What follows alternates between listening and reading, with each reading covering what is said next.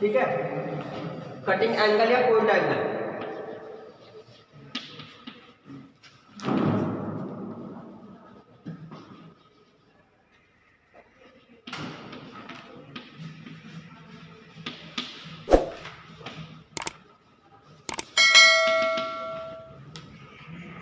जो चीजल का जो कटिंग एंगल होता है, ठीक है, वो काटे जाने वाले पदार्थों के आधार पर रखा जाता है। चीजल का कटिंग एंगल होता है। आगे बात समझ में? मतलब अगर हमारी कोई हार्ड धातु है और हमें काटनी है तो चीजल का जो कटिंग एंगल है वो चौड़ा रखा जाएगा, ठीक है भाई। और अगर हमारी कोई सॉफ्ट धातु है उसको काटना है तो उसके लिए चीजल का कटिंग एंगल कम रखा जाएगा। एग्जाम में आपको क्वेश्चन आता है भाई चीजल का कटिंग एंगल कितना होता है तो 60 लिखना। और अगर क्वेश्चन ये आता है कि होट चीजल का कटिंग एंगल कितना होता है तो 20 लिखना। अगर आता है होट आता है तो लिखना 30, वरना 60 लिखना। आगे बात समझ। अब देखो, जो हम चीजल से चिपिंग करते हैं उसके आधार पर जो चीजल का इंक्लाइनेशन एंगल होता है वो कैसे होता है।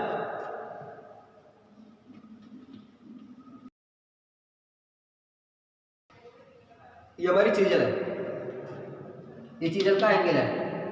कहने का मतलब ये है कि हम जब चिपिंग करेंगे तो चीजल को जो है कितने एंगल पर खड़ा करेंगे, कितने एंगल पर झुकाएंगे।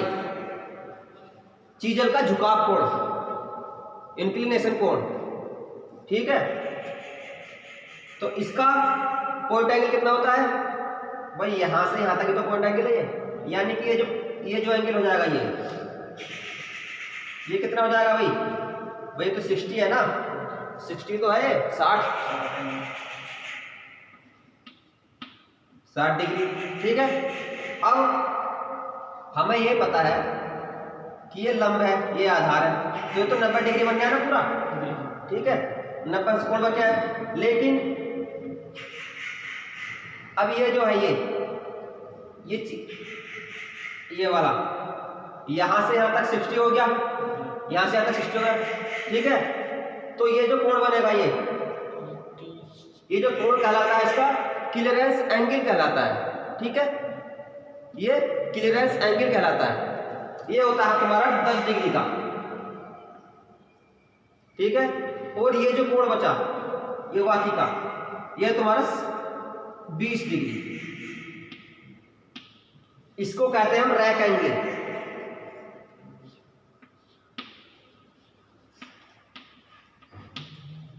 ये क्लियरेंस एंगल हो गया है और यह आपका रैक एंगल। हमेशा ध्यान रखना कि रैक एंगल क्या होता है।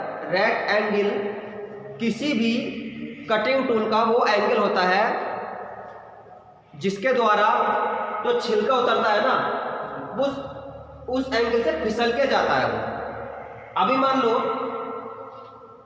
जब हम चिपिंग करेंगे तो ये इसको लोहे काटेगा या धातु काटेगा तो इसका छिलका मान लो ऐसे उतरेगा, इसका भाई छिलका ऐसे तो उतरेगा इसका, ठीक है। इसका मतलब क्या है कि ये ऊपर को उतर रहा है, ठीक है। तो जिस एंगल से छिलका उतरता है उसको हम रैक एंगल बोलते हैं, ठीक है। और ये होता हमारा क्लियरेंस एंगल। ये आगे बात समझ में।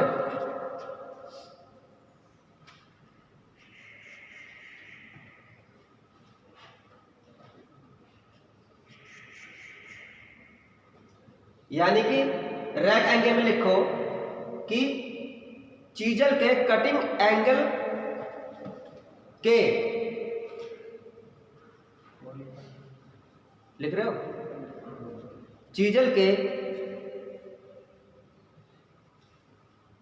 कटिंग एज के ऊपरी फलक और लंब के बीच के कोण को रैक एंगल कहते हैं, रैक कोण कहते हैं, ठीक है भाई। ऊपरी फलक देखो यहाँ पे जो है ये पॉइंट है कटिंग एंगल इसका। यहाँ पे देखो चीजल का कटिंग एंगल है ना, ये इसका ऊपरी फलक है, ये निचला फलक है। तो ऊपरी फलक और ये लंब है, ठीक है भाई। इनके बीच जो कोण बना है वो हमारा कौन सा कोण है? रैक एंगल ही तो है।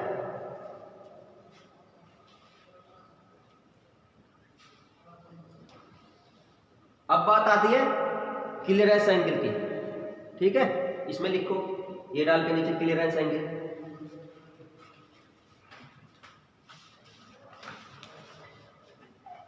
चीजल के निचले फलक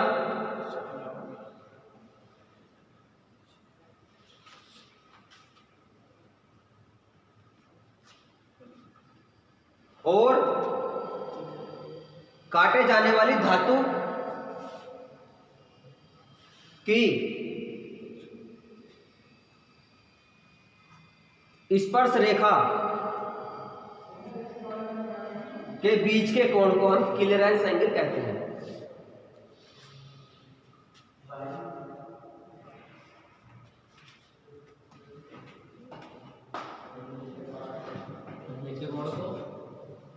क्लियरेंस कोण कहते हैं, ठीक है।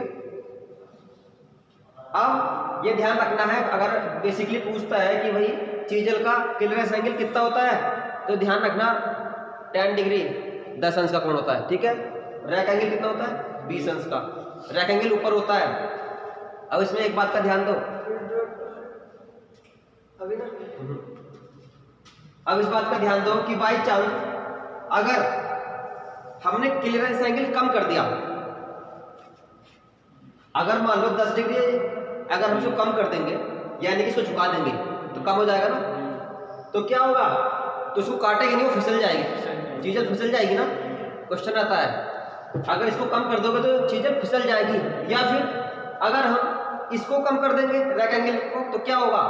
नीचे धस जाएगी। हाँ, चीजल धंसते हुए आगे बढ़ेगी, मेटल में ज्यादा धंसेगी, ठीक है भाई।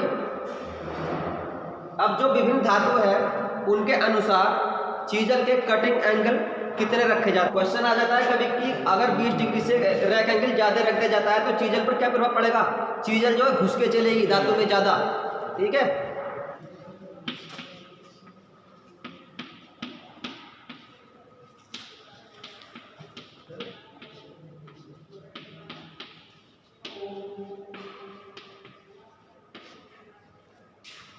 High carbon steel,